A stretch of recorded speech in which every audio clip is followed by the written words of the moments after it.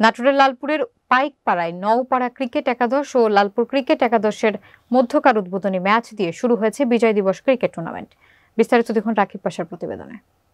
শুক্রবার লালপুর উপজেলার পাইকপাড়া সরকারি প্রাথমিক বিদ্যালয় মাঠে উক্ত খেলায় ৪৫ রানে লালপুর ক্রিকেট একাদশ জয়লাভ করে। বিজয় দিবস ক্রিকেট টুর্নামেন্টের উদ্বোধনী অনুষ্ঠানে প্রধান অতিথি হিসেবে উপস্থিত ছিলেন মোহাম্মদ ওয়াহিদুজ্জামান সরকার, সাবেক সাধারণ সম্পাদক লালপুর উপজেলা যুবদল।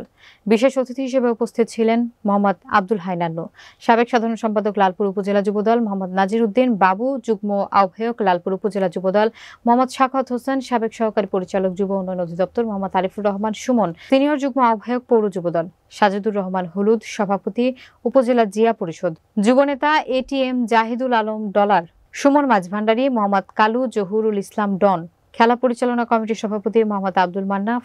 উদ্বোধনী অনুষ্ঠানে অতিথিরা লালপুরে ক্রিকেটকে কিভাবে এগিয়ে নেওয়া যায়, টেপ টেনিস বলে খেলার পাশাপাশি কাঠের সেটের বলে খেলার উপর গুরুত্ব দেন। আগামীতে জাতীয় পর্যায়ে খেলতে পারে সে আশায় বিভিন্ন মাঠে নেট প্র্যাকটিস শুরু করার প্রত্যয় ব্যক্ত করেন। উক্ত ক্রিকেট খেলাটি সর্বাত্মকভাবে সফল করতে কাজ করে যাচ্ছেন খেলা পরিচালনা কমিটির সভাপতি আব্দুল মান্নাফ। স্বেচ্ছাসেবী হিসেবে কাজ করছেন প্লাবন, আবু সালে, আসলাম, লিটন, জব্বার, জুয়েল, মামুন, শিপন, হান্নান, মাসুদ সহ আরো অনেকে।